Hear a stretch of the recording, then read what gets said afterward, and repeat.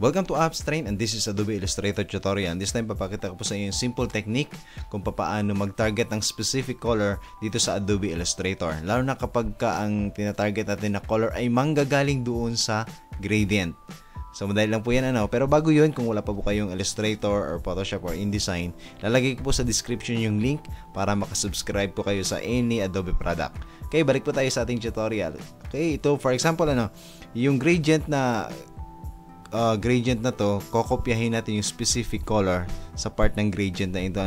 Anong gagamitin natin? Siyempre, gagamitin natin yung eyedropper tool. Okay, yung eyedropper tool, okay, ganito ang gagamitin natin. Click natin, for example, yung ito, yung ating square, Then, using the eyedropper, okay, kinokopya natin yan, Pero kapag gradient yung kinokopy natin, gradient din yung ibibigay niya sa atin, Ayan, gradient, Kahit anong gawin mo, gradient pa rin yan, Okay, yung simple technique, madali lang pala ito, Yung gagawin natin ay hold lang natin yung shift, then click. Subukan natin, Subukan natin. Okay, balik natin. Ctrl Z.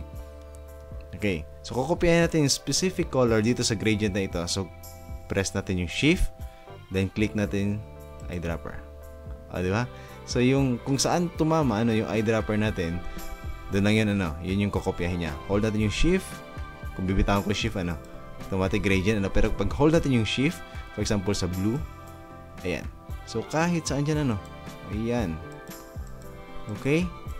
So, yun yung specific color na tina-target natin. Makukuha lang natin using the shift key, then click.